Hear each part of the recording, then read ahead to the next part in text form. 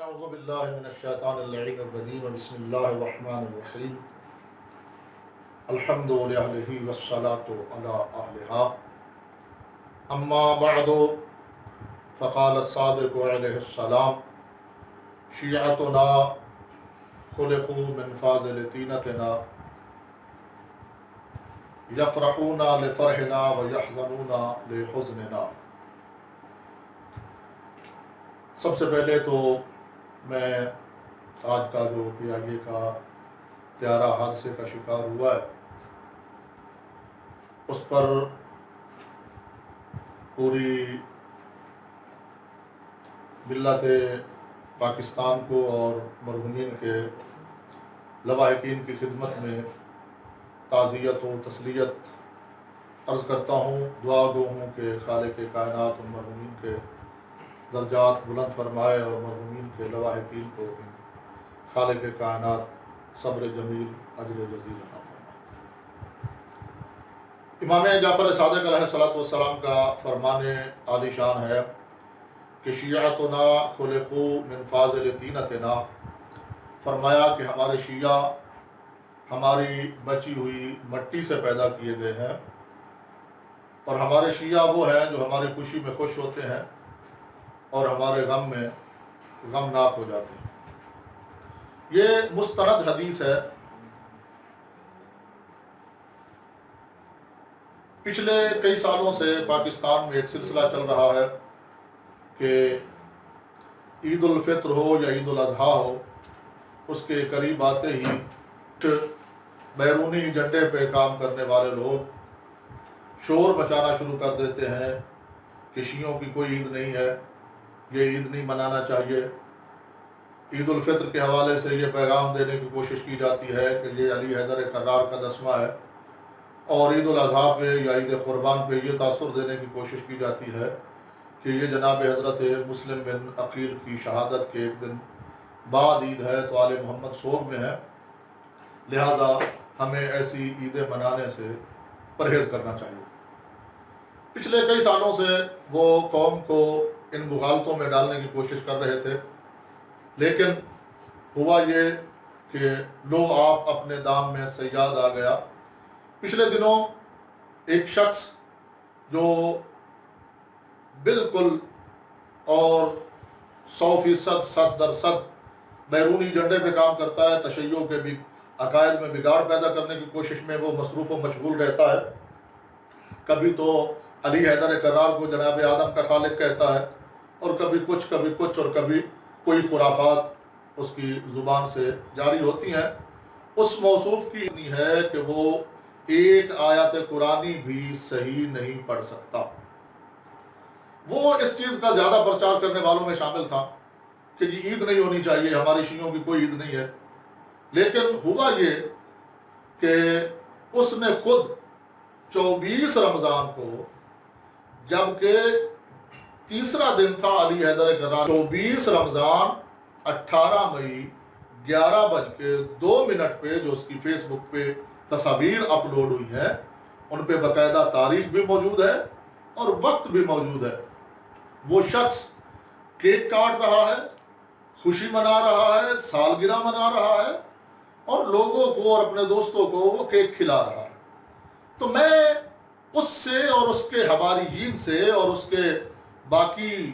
جو اس کے ہم فکر لوگ ہیں، میں ان سے سوال کرتا ہوں کہ کیا 24 رمضان المبارک کو علی حیدر کرار کی شہادت کے تیسرے دن بعد یا علی حیدر کرار کی شہادت کے ٹھیک تیسرے دن سالگرہ کی خوشی منانا تو جائز ہے، اور وہ عید جس کے لیے دعا میں یہ جملے موجود ہیں، اللہم بحق ھذا الیوم الذی جعلتہ للمسلمین عیدا ولمحمد، میرے اللہ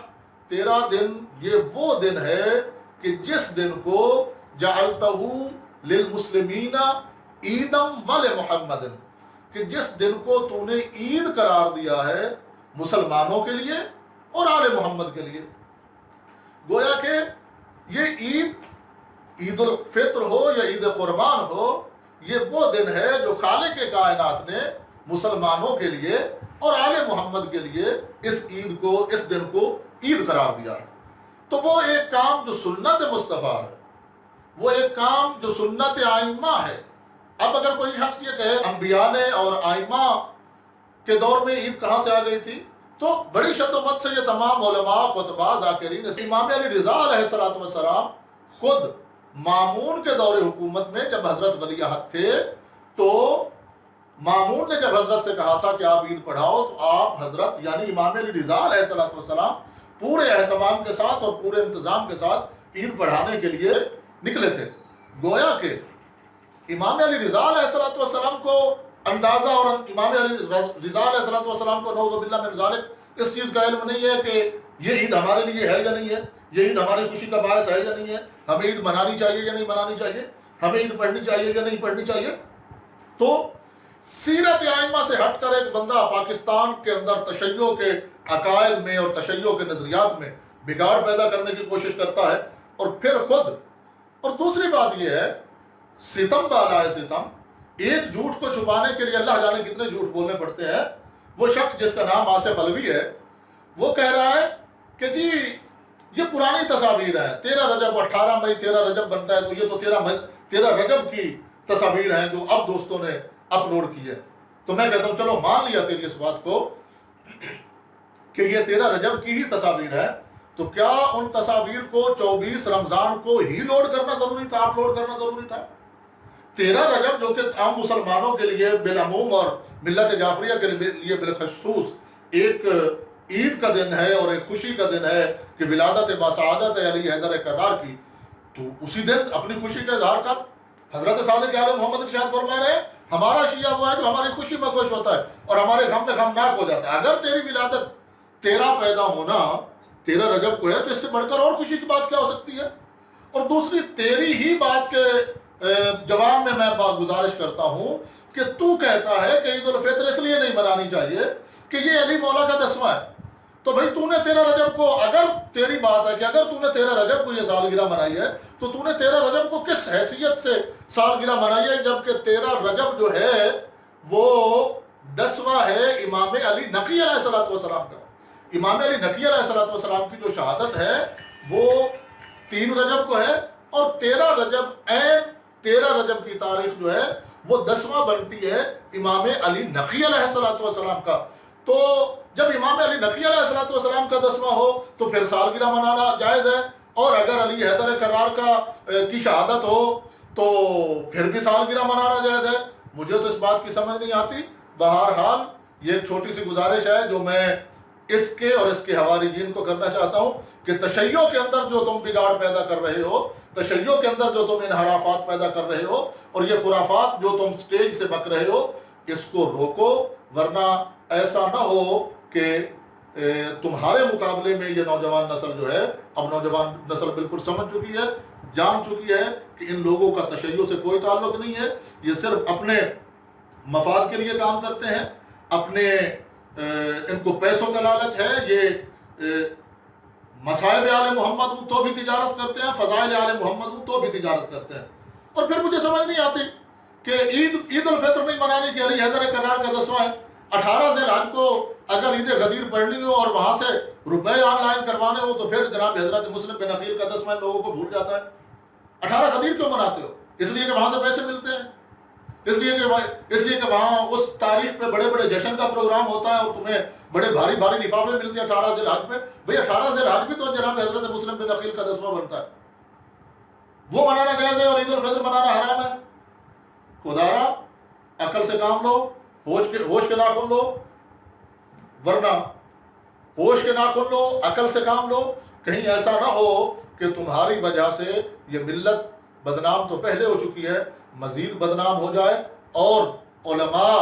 اس بات کا فیصلہ کرنے پہ مجبور ہو جائیں کہ ان لوگوں کا ملت تشیع سے کوئی تعلق نہیں ہے، یہ غیر کے ایجنٹ ہیں، یہ اغیار کے ایجنڈے پہ کام کرتے ہیں اور یہ تشیع کا حصہ نہیں ہے۔ علماء پہلے بھی فرما چکے ہیں کہ جو عقائد توحید میں بگاڑ پیدا کرتا ہے، جو منکر نماز ہے، جو نماز کا انکار کرتا ہے، جو قرآن کا انکار کرتا ہے، جو روزے کا انکار کرتا ہے، جو اعمال کا انکار کرتا ہے، اس کا تعلق تشیع سے نہیں ہے۔ زبانی کلامی تو علماء کئی بار فرما چکے ہیں، ایسا نہ ہو کہ تمہاری انہی حرکتوں کی وجہ سے علماء کو اپنی قلم کے ذریعے یہ فتویٰ صادر فرمانا پڑ جائے کہ ان لوگوں کا تشیع سے کوئی تعلق نہیں ہے۔ وآخر دعوانا ان الحمدللہ رب العالمین۔ السلام علیکم ورحمۃ اللہ وبرکاتہ۔